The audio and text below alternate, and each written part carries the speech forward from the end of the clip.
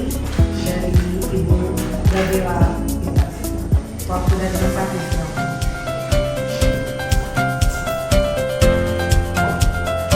Selamat siang teman-teman. Selamat siang. Baiklah, perkenalkan, saya Gabriela Peter, calon guru penggerak angkatan 10 tahun 2024 dengan fasilitator Bapak Alwi Kurekeng dan pengajar grafik Bapak Richard Sandela. Pada saat ini saya akan mensimulasi penerapan budaya positif yang ada di lingkungan sekolah. Tapi sebelum kita mulai, kita akan bermain sedikit dulu seperti saya sedikit terkait hanya bentuk dengan bentuk pagi, bentuk siang, bentuk malam, dan bentuk. Kalau bentuk pagi 1 kali, bentuk siang 2 kali, bentuk sore 3 kali, dan bentuk malam tidak ada bentuk. Oke, kita mulai.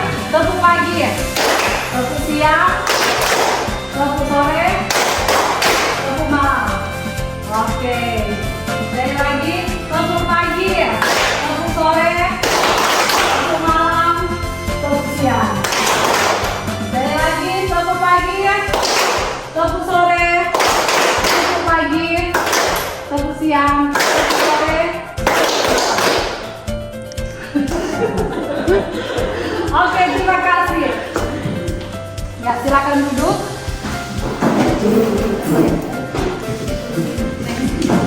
Ya, teman-teman, pada saat ini saya akan membawa materi tentang budaya positif. Apa itu budaya positif? Mengapa itu penting? Ya, budaya positif ada di sekolah kenapa penting untuk mengembangkan peserta didik yang memiliki karakter kuat dan berakhlak sesuai dengan profil pelajar Pancasila. Budaya positif di sini dapat dibangun dengan syarat sekolah perlu menyediakan lingkungan yang positif, aman, nyaman, dan peserta didik mampu berpikir, bertindak mandiri, dan bertanggung jawab. Ya, budaya positif di sini yang dimaksudkan menampung nilai-nilai atau keyakinan-keyakinan yang ada di sekolah yang berpihak pada murid agar murid dapat berkembang menjadi pribadi yang kritis, penuh hormat, dan bertanggung jawab. Nah, teman-teman, di sini ada beberapa konsep utama dari budaya positif. Pertama, pembelajaran paradigma baru. Kedua, disiplin positif. Ketiga, kebutuhan dasar manusia. Keempat, nilai-nilai kebajikan. Dan kelima, motivasi perilaku manusia, posisi kontrol restitusi, keyakinan pembelajaran, dan segitiga restitusi. Nah, di sini perubahan paradigma atau teori kontrol, teori pilihan. Di sini ada 4: ilusi guru mengontrol murid, ilusi bahwa kritik membuat orang merasa bersalah, dapat menguatkan karakter, kemudian ilusi bahwa semua penguatan positif, efektif, dan bermanfaat, kemudian ada ilusi bahwa orang dewasa memiliki hak untuk memaksa. Nah, pembelajaran dengan paradigma baru ini dirancang berdasarkan prinsip pembelajaran yang berdiferensiasi, sehingga peserta didik belajar sesuai dengan kebutuhan dari tahap perkembangan untuk mewujudkan profil pelajar Pancasila. Nah, di sini disiplin positif ada 3 cara, yang mana cara pertama penerapan disiplin yang mengajarkan anak bertanggung jawab dan menumbuhkan kesadaran diri berdasarkan nilai-nilai kebajikan. Kemudian disiplin positif berupa lebih ke arah disiplin diri yang dapat mengontrol diri dalam melakukan segala tindakan. Kemudian disiplin positif juga dapat membuat murid memahami dan menyadari berdasarkan motivasi internal, bukan akibat paksaan, ujian, atau hukuman, atau biasa disebut motivasi eksternal. Ini adalah nilai-nilai kebajikan. Nilai kebajikan berdasarkan profil pelajar Pancasila, yaitu beriman, bertakwa, berakhlak mulia, berwawasan global. Sedangkan yang dari toleransi, rasa hormat, integritas, mandiri, dan lain-lain. Dan juga keterampilan hidup, dapat dipercaya, perlindungan aktif untuk mendengarkan orang lain dan kebaikan dan baik.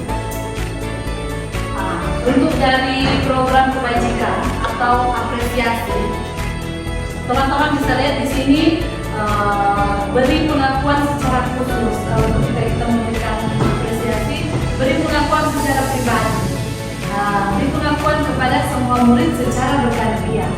Kemudian beri pengakuan secara konsisten dan paling pokok fokus atau selalu melakukannya tetap stabil. Next. Ini contoh pengakuan atau apresiasi kebajikan. Bisa teman-teman lihat, mungkin ini salah satunya. Kalau di sini contoh pengakuan, kemarin harus ada kalimat pembuka, nilai kebajikan, kemudian situasi. Di sini kemarin ibu perhatikan, kalau kita mengatakan kepada anak, kemarin ibu perhatikan rasa empatimu besar sekali pada saat menolong murid baru di kelas kita. Itu merupakan suatu pengakuan atau apresiasi kepada siswa. Jadi kita harus menyusun mulai dari mesti ada kata pembuka, nilai kebajikan, kemudian situasi. Next. Kebutuhan dasar manusia. Next. Di sini kebutuhan dasar manusia ada 5. Pertama, bertahan hidup, kasih sayang dan merasa diterima. Kemudian ketiga, ada penguasaan. Keempat, ada kesenangan dan adaptif. Seperti teman-teman lihat di sini, untuk bertahan hidup, makan, minum, kesehatan, rumah, rasa aman, itu termasuk di bertahan hidup.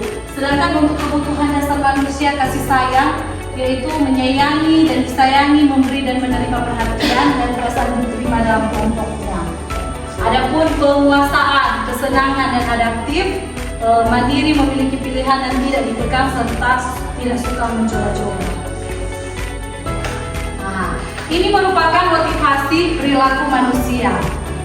Merupakan, kalau kita lihat, motivasi perilaku manusia itu dorongan yang timbul pada diri seseorang secara sadar atau tidak sadar untuk melakukan suatu tindakan dengan tujuan tertentu. Pertama, dari motivasi eksternal dulu, kemudian dia akan muncul ke motivasi internal, di mana pertama menghindar ketidaknyamanan dan hukuman. Di sini kalau kita lihat dari peserta didik melakukan disiplin diri karena ia takut dihukum. Kemudian dia turun mendapat peserta didik mendapatkan imbalan atau penghargaan, itu masih termasuk motivasi eksternal. Peserta didik melakukan disiplin diri karena ingin mendapatkan imbalan. Kemudian ketiga, menghargai nilai kebajikan diri sendiri. Ini merupakan motivasi internal yang harus kita yang menjadi tujuan kita. Yang mana peserta didik melakukan disiplin diri karena sadar akan nilai kebajikan pada diri sendiri. Teman-teman sudah teman-teman perhatikan di sini, ini merupakan perbedaan antara hukuman dan konsekuensi. Kalau di sini hukuman, sesuatu yang menyakitkan harus terjadi. Kalau di sebelah, kalau konsekuensinya sesuatu harus terjadi. Kalau hukuman membuat anak sakit untuk jangka waktu lama. Kemudian kalau konsekuensi membuat anak merasa tidak nyaman dalam jangka waktu yang pendek. Itulah perlu perbedaan antara hukuman dan konsekuensi. Karena biasanya ada pertanyaan, apa perbedaan hukuman dan konsekuensi? Kalau hukuman dari masa jangka untuk sakit hati lama sekali dan menghilang. Kalau misalkan konsekuensi hanya mungkin sehari sehilang, jadi mungkin besok sudah jadi. Kalau ini, di sini juga kita lihat anak belajar untuk menyembunyikan kesalahan karena siapa? Anak takut untuk mendapat hukuman. Kalau di sini anak belajar untuk mematuhi peraturan. Kemudian kalau di hukuman marah, rasa bersalah, dipermalukan, merasa tak dihargai. Sedangkan kalau konsekuensi kehilangan hak, dibuat tidak nyaman, diasingkan untuk sementara. Nah, teman-teman, di sini ada 5 posisi kontrol. Pertama, posisi kontrol sebagai penghukum, pembuat rasa bersalah. Ketiga, sebagai teman. Keempat, pemantau. Dan kelima, manajer. Kita bisa lihat di sini nantinya kalau kita sekarang berada di posisi yang mana? Apakah penghukum atau pembuat rasa bersalah? Karena posisi yang seharusnya kita capai sebagai guru adalah manajer. Kalau penghukum biasanya menggunakan hukuman fisik maupun verbal. Ini dampak kepada murid perilaku kontrol negatif seperti murid mengulangi kesalahan berulang kali, lalu perilaku menjadi agresif. Itu kalau penghukum. Penghukum ini contoh kalau kita sebagai penghukum biasa menggunakan kata-kata, karena kamu main HP saja, silakan berdiri di depan kelas. Berarti kita sebagai guru itu sudah termasuk di posisi kontrol penghukum kalau kita menggunakan kata tersebut secara verbal. Bisa-bisanya kamu tidur ketika ibu menjelaskan, silakan keluar kelas. Berarti kita masih dalam posisi kontrol guru sebagai penghukum. Next. Sedangkan kalau pembuat rasa bersalah, kita perhatikan biasanya guru akan bersuara lebih lembut, menunjukkan kekecewaan mendalam. Tapi mempunyai dampak. Dampak pada murid apa? Murid akan merasa rendah diri, kemudian merasa gagal dan tidak berharga. Next. Contoh kalimat yang sering kita gunakan ketika kita sebagai pembuat rasa bersalah. Berapa kali ibu harus mengingatkan kamu, ibu kecewa pada kamu. Itu berarti kita sudah ada pada posisi pembuat rasa bersalah. Mau jadi apa kamu di masa depan nanti ketika belajar kamu makan tidur? Biasakan terjadi pada kita sebagai guru kalau di kelas. Mau jadi apa hanya besok kalau misalkan hanya tidur? Kalau yang bikin tugas. Berarti kita berkaca diri kita sudah ada di posisi pembuat rasa bersalah. Nah, untuk posisi yang ketiga, guru posisi kontrol guru sebagai teman. Di sini biasanya membuatkan alasan untuk murid-muridnya mengontrol murid dengan pendekatan atau persuasi. Di sini dampak yang terjadi pada murid-murid akan tergantung dan tidak mandiri untuk memutuskan keputusan sendiri. Nah, kata-kata yang sering kita gunakan kalau kita sebagai teman, ayolah jangan ribut, buat ibu bangga kali ini aja, seperti itu. Ataupun ya sudah tidur jog untuk pelajaran ini, minggu depan jangan tidur nek. Nah, itu seperti kita sebagai teman, tapi membuat kita bisa melihat kita itu ada di posisi sebagai teman. Next. Nah, sedangkan kalau 5 posisi kontrol sebagai pemantau biasanya selalu mengawasi atau memantau muridnya yang berpatokan pada kesepakatan yang telah disetujui. Dampak pada murid menitik beratkan pada dampak diri sendiri mendapatkan hadiah atau hukuman.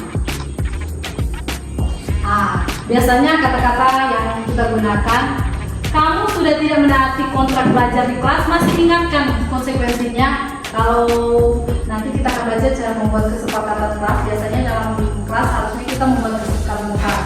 Jadi ketika anak melanggar itu kita bisa ingatkan, mana soal nggak kesepakatan kelas, mana soal ada konsekuensi. Berarti posisi kita sebagai memantau. Nah, next, untuk posisi yang terakhir adalah posisi manajer. Biasanya mengajukan pertanyaan terkait nilai kebajikan dan harus ada solusi untuk ke depan. Dampak pada murid bertanggung jawab akan perilakunya, mendukung murid dapat menemukan solusinya atas permasalahannya. Kita sebagai guru diharapkan ke depannya agar supaya menjadi posisi kontrol manajer. Di sini manajer biasanya kalau kita harus mengenali anak lebih dulu, kita harus tahu apakah kamu tahu kesalahanmu di mana. Misalkan anak sementara tidur, jadi kita harus tanya, kita tegur dulu, kemudian tanya, apakah kamu tahu masalah di mana. Pertanyaan berikutnya, kira-kira bagaimana kamu memperbaiki kesalahan ini? Kalau anak tidur, kira-kira bagaimana dan ke depannya?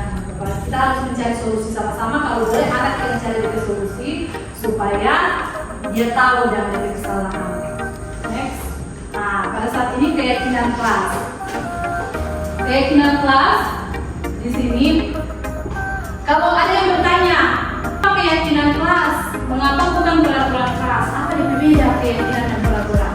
Nah, kalau peraturan itu merupakan bagian dari keyakinan kelas, tapi keyakinan kelas itu dia lebih ke arah posisi dari peraturan ini.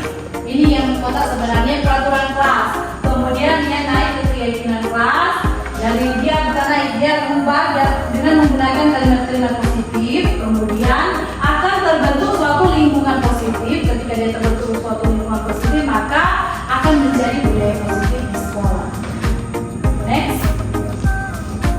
Nah, ini perbedaan peraturan dan keyakinan kelas.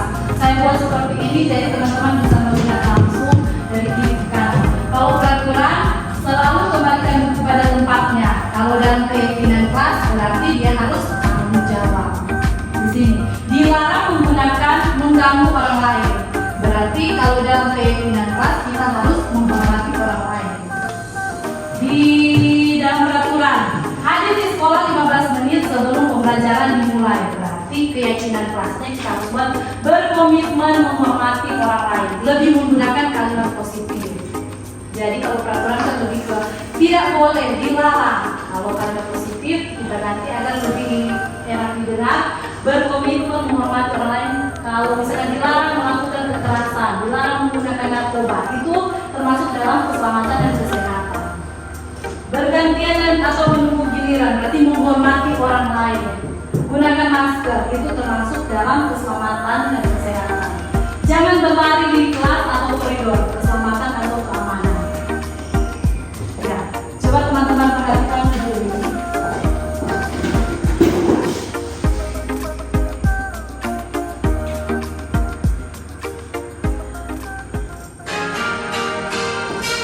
Ini adalah penyerapan keyakinan kelas yang ada di yang telah diterapkan dalam kelas 11 TKJ.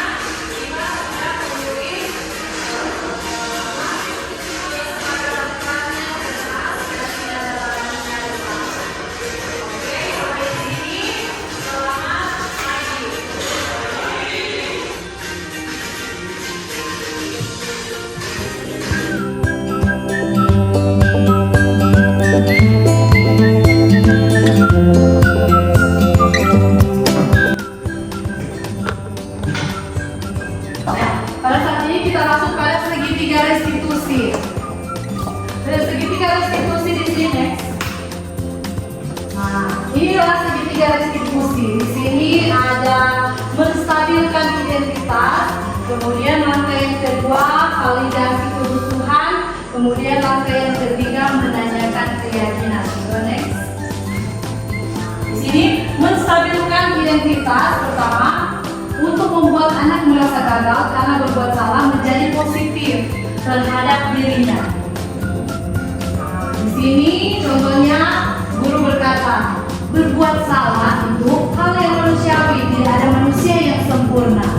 Bapak Ibu juga pernah buat salah, atau kita juga bisa menggunakan kita pasti bisa menyelesaikan permasalahan ini. Bapak Ibu tidak tertarik untuk mencari tahu siapa yang benar, siapa yang salah. Bapak Ibu lebih tertarik untuk menyelesaikan masalah. Kalau kamu menyalahkan dirimu sendiri terus-menerus, apakah kamu bersikap baik pada dirimu sendiri? Ini merupakan salah satu menstabilkan identitas. Next. Kalau validasi kebutuhan, kata membantu murid mengenali basic kebutuhan dasar yang ingin dipenuhi ketika melakukan kesalahan itu. Validasi kebutuhan pada dasarnya setiap tindakan manusia tujuan adalah memenuhi kebutuhan dasar, apakah itu penguasaan, kebebasan, kasih sayang, dan rasa diterima untuk atau bertahan hidup. Next. Untuk biasa kata-kata yang digunakan, kamu bisa saja kan melakukan hal yang lebih buruk, tetapi kamu tidak melakukannya kan? Kamu pasti punya alasan mengapa melakukannya. Ini kata-kata yang harus kita gunakan ketika kita menggunakan segitiga restitusi pada validasi kebutuhan. Next. Sedangkan untuk menanyakan keyakinan di sini anak melihat untuk tujuan supaya anak melihat kesalahannya dihubungkan dengan norma sosial dan nilai-nilai yang mendasari manusia berinteraksi dengan orang lain. Di sini kalau kata-kata yang sering kita sebagai guru harus katakan yaitu apa nilai yang kita percaya di kelas atau di sekolah kita, nilai-nilai universal apa yang telah kita sepakati, atau misalnya nilai-nilai keyakinan apa yang kita sepakati. Itu menanyakan keyakinan. Next. Untuk penerapan segitiga restitusi bisa teman-teman lihat dalam video ini.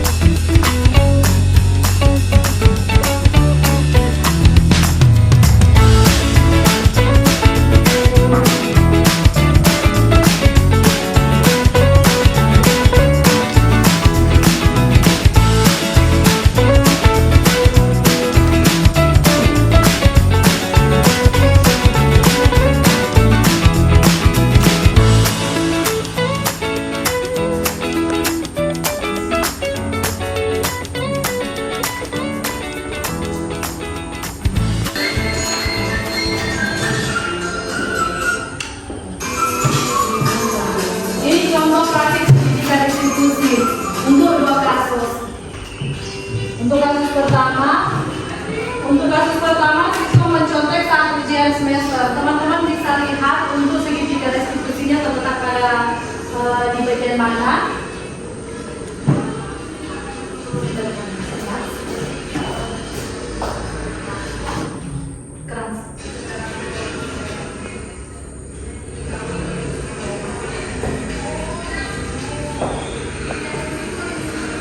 Tidak ada siswa yang sempurna di dunia ini. Kamu sudah baik melakukannya.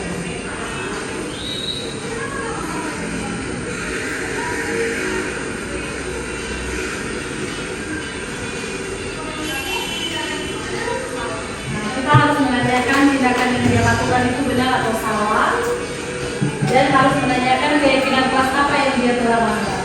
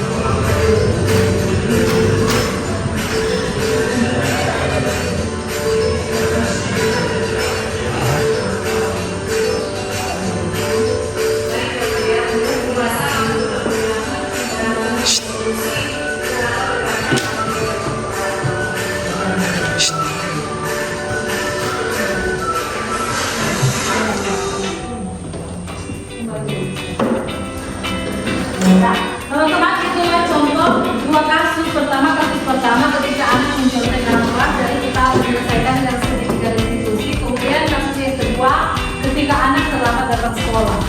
Nah, pada saat ini saya menginginkan kepada teman-teman untuk mungkin berdiskusi sejenak terkait pembuatan menyelesaikan masalah dengan menggunakan segitiga restitusi. Jadi, saya mungkin berikan beberapa waktu ya 10 menit untuk berdiskusi.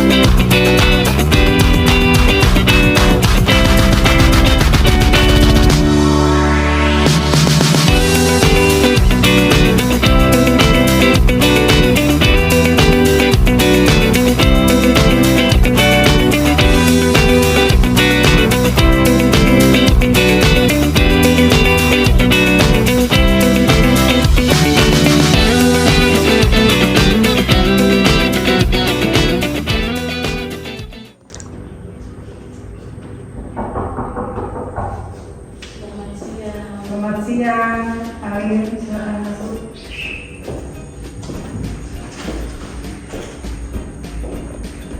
Terima kasih, Bu. Apa kabar, Arin? Sehat? Puji Tuhan sehat, Bu. Mohon maaf, Ibu memanggil saya. Kalau boleh tahu, ada apa ya, Bu? Begini, Arin. Tadi Ibu ada dapat laporan dari teman kamu. Waktu istirahat tadi, kamu melempar sepatu Aira ke lapangan sampai Aira menangis. Benar kamu melakukan hal tersebut?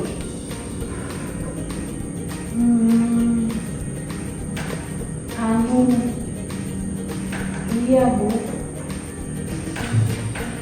Kalau Ibu boleh tahu, apa alasan kamu melakukan hal tersebut?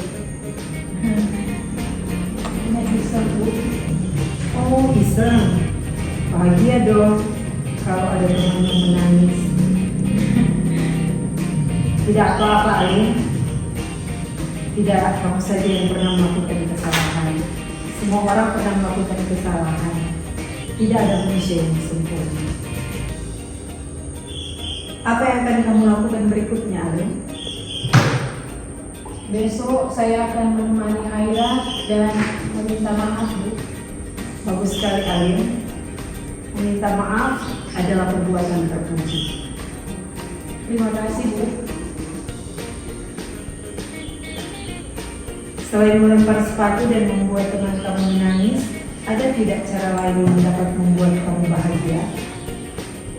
Sebenarnya saya suka menggambar, tetapi tidak ada yang mengajarkan saya, Bu.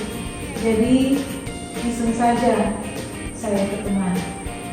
Oke, selanjutnya tidak bisa buat lagi hal yang seperti itu ya. Ya, Bu. Silakan kembali ke kelas.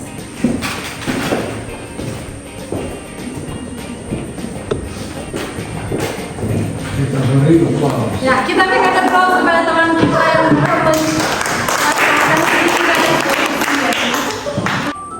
Ya, sampai di sini diseminasi penyebaran penerapan budaya positif untuk lingkungan sekolah dari saya Gabriela Peter, calon guru penggerak angkatan 10 tahun 2024.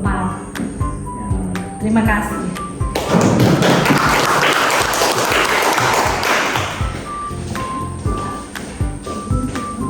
Demikian paparan dari Ibu Gaby Peters, dan selanjutnya kita masuk pada sesi tanya jawab. Disilakan kepada Bapak Ibu guru, mungkin 2 pertanyaan ataupun ada tanggapan dari Bapak Ibu, disilakan. Jika ada, silakan angkat tangan nanti menjadi. Oke, Ibu Mela, disilakan untuk bertanya. Saya akan bertanya pertanyaan. Ini baik, saya akan bertanya, yaitu apakah sistem reward bisa membuat anak menjadi disiplin? Efektifkah? Kalau tidak, bagaimana kalau dengan cara menguji anak? Akankah itu berhasil? Kita tampung dulu pertanyaannya. Jadi tentang reward Kang. Kemudian ada pertanyaan lain lagi, Bapak Mario. Terima kasih atas kesempatan yang diberikan. Saya ingin menanyakan, tapi sebelumnya pertanyaan saya tulis karena panjang pertanyaannya. Pertanyaannya yaitu, kadang sebagai guru di dalam kelas kita terpancing emosi pada saat anak melanggar aturan. Bagaimana caranya supaya tetap tenang dan lancar dalam menerapkan disiplin positif? Kemudian, bagaimana cara kita agar kita tidak menjadi seorang penghukum? Kemudian, cara apa yang harus digunakan atau dilakukan yang sesuai dengan disiplin positif? Terima kasih. Demikian dua pertanyaan yang sudah disampaikan. Selanjutnya kita dengarkan jawaban dari Ibu Yeni. Bu Mela yang bertanya terkait sistem reward, apakah itu efektif dan apakah itu akan berhasil? Di sini kalau menurut saya untuk sistem reward atau hadiahnya bisa dikatakan sebagai alat mengontrol atau sama dengan hukuman. Walaupun menyenangkan untuk anak, cara ini tidak efektif untuk disiplin positif dalam jangka waktu yang panjang. Karena sistem reward ini hanya akan mengubah perilaku anak dalam jangka pendek dan di sini anak tidak akan terlatih motivasi internalnya. Ya, terima kasih. Untuk pertanyaan yang kedua terkait dari Bapak Mario terkait kadang sebagai guru di dalam kelas kita terpancing emosi pada saat anak melanggar aturan atau tidak mengikuti tata tertib. Bagaimana caranya supaya tetap tenang? Nah, kalau kita terpancing emosi, berarti kita berespon pada kebutuhan kita, bukan kebutuhan anak. Ini biasanya karena pengaruh perasaan negatif, di mana emosi yang dimaksud, misalkan karena kita berasumsi melabelkan anak ke arah yang negatif. Hal yang pertama harus kita lakukan yaitu kita harus menenangkan diri kita dulu sebelum melakukan disiplin positif. Karena bahwa setiap perilaku pasti ada tujuan dan niatnya. Ya, langkah selanjutnya kita harus kembali pada kesepakatan kita bersama. Ketika kita melakukan dalam kelas, kita harus melakukan kesepakatan bersama. Kemudian yang lanjutnya akan menjadi keyakinan dalam kelas. Dan anak pasti akan tahu konsekuensinya ketika melanggar hal tersebut. Terima kasih. Jawaban dari Ibu Yeni. Bagaimana Bapak Mario? Sudah bisa menerima?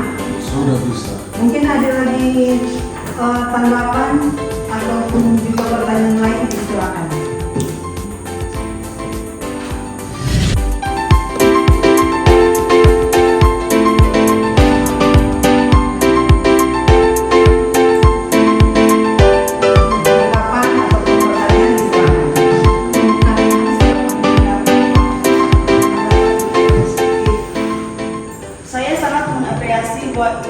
mengapresiasi upaya diseminasi penerapan budaya positif di sekolah. Inisiatif ini merupakan langkah yang sangat penting dalam menciptakan lingkungan belajar yang kondusif dan mendukung perkembangan siswa secara menyeluruh. Berikut penerapan. Pertama, peningkatan kualitas pembelajaran. Kedua, pembentukan karakter siswa. Ketiga, peningkatan kesejahteraan guru. Keempat, tantangan dan solusi. Dan terakhir, harapan ke depan saya berharap ini terus berlanjut. Terima kasih. Demikian tanggapan dari paparan berdasarkan paparan dari Bu Dewi. Selanjutnya diberikan kesempatan ada umpan balik. Bu Asni silakan. Terima kasih atas kesempatan yang diberikan. Menurut saya penyajian yang disampaikan oleh Ibu Gaby sangatlah informatif dan relevan dengan kebutuhan sekolah, khususnya sekolah SMK Negeri 2 Manado dalam menerapkan budaya-budaya positif. Di sini saya melihat bahwa pembawa materi sudah menjelaskan dengan secara jelas sehingga manfaat budaya positif dapat kita lihat dan dapat kita cerna dalam pikiran kita karena sudah disampaikan dengan sangat-sangat jelas oleh pembawa materi yaitu serta memberikan contoh konkret yang sangat mudah untuk dipahami bagi kita sebagai guru. Namun mungkin lebih baik jika ada lebih banyak lagi studi kasus, karena tadi kan studi kasusnya cuma 2, mungkin akan lebih dari 2 atau 3 atau 4 studi kasus yang disajikan dari berbagai jenis sekolah yang dimana dapat memberikan gambaran yang lebih luas lagi kepada kita sebagai guru-guru, karena tadi hanya 2 kasus. Next time mungkin akan contohnya akan ada 3 atau 4 kasus lagi. Terima kasih. Ya, terima kasih kepada Ibu Dewi dan Ibu Asmi yang telah memberikan masukan untuk diseminasi penerapan budaya positif. Semoga itu akan menjadi untuk perubahan ke depannya dan akan saya tulis dalam laporan ketika menuju laporan untuk aksi nyata di modul 1.4. Ya, terima kasih juga atas kehadiran dari teman-teman untuk mengikuti diseminasi penerapan budaya positif pada hari ini. Sekali lagi diucapkan banyak terima kasih.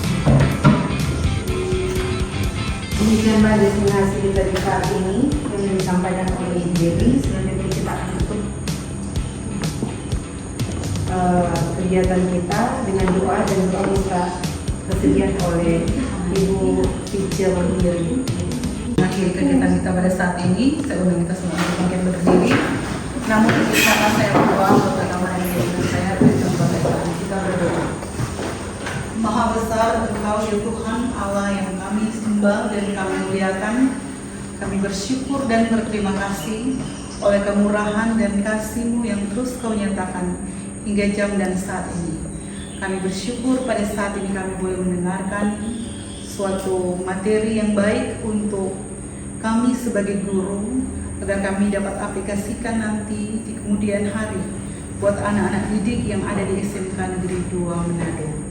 Memberkati kegiatan rekan sekerja kami, Ibu Gaby Peters sebagai calon guru penggerak agar dapat menjalankan tugas tanggung jawab yang harus dilakukan sehingga dapat menyelesaikan kegiatan ini dengan baik.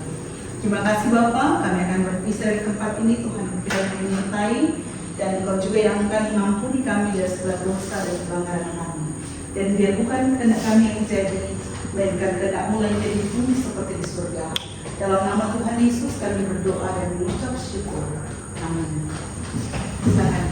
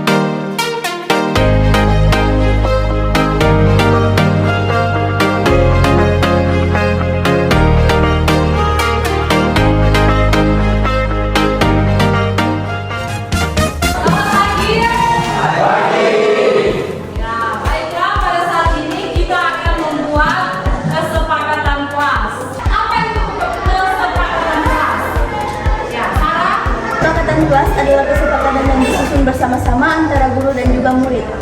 Benar sekali apa yang dikatakan oleh Sarah. Kesepakatan kelas adalah kesepakatan yang disusun oleh guru dan murid-murid, yaitu yang disusun oleh kita semua.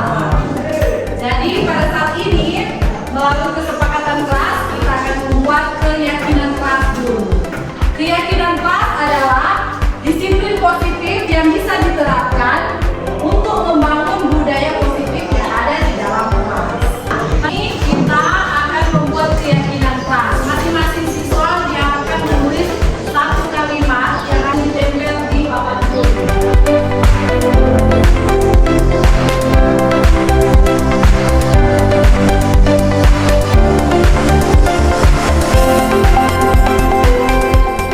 Sudah selesai semuanya? Silakan masing-masing datang di depan untuk menempelnya.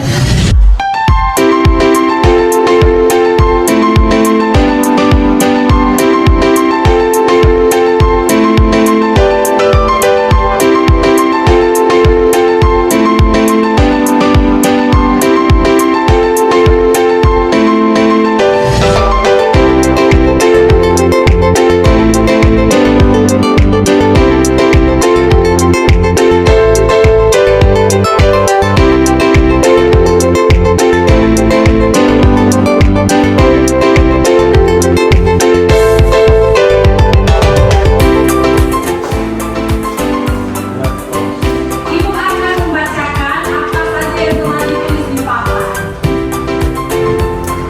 Pertama di sini ada stop menyembunyikan barang milik orang lain saat pemiliknya tidak berada di tempat.